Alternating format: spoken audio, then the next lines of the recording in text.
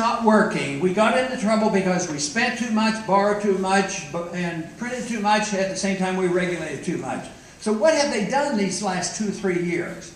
They are spending like they've never spent before. Deficits have totally exploded. We regulate more than ever. Every time we have a problem, we put on more regulations, and then they wonder why we're not recovering. And it is a difficult problem.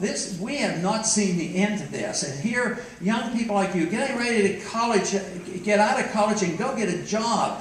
And good jobs are hard to come by now. So it's vital, not because of theoretical reasons, not because you think it would be a nice thing to do, but because out of our own self-interest of protecting our liberties and protecting our ability to take care of ourselves.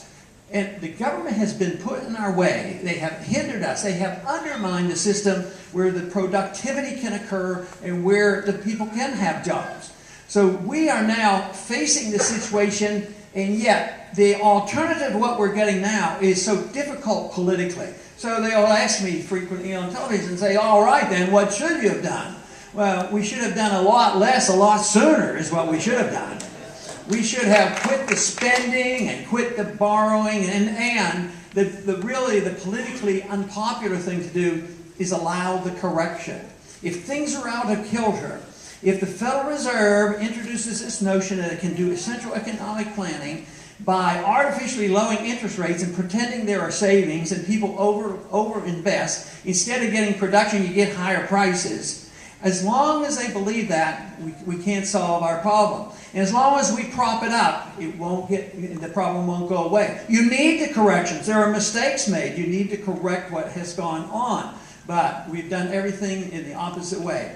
If the debt has to be liquidated, when there's a lot of bad debt, and these companies and these banks that overextended themselves and made billions and billions during the bubble formation, why was it that the people like you had to be further burdened by bailing them all out?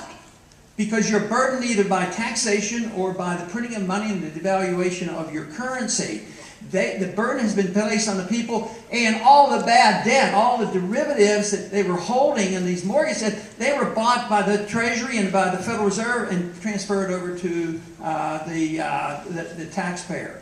So they got off the hook and they got bailed out, and they're back making money again. Banks are making hand over fist. There's another, government motor company now. I mean, General Motors, they're doing quite well again.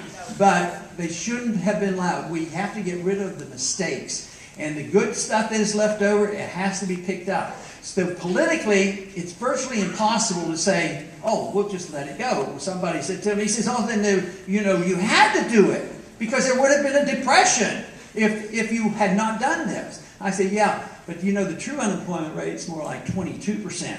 Believe me, that's a depression for that 22%. And that is very difficult. Sure, if we wouldn't have bailed out, there would have been a depression. But guess for whom? It would have been the people on Wall Street and the people who deserved bankruptcy, and yet they deserved a depression.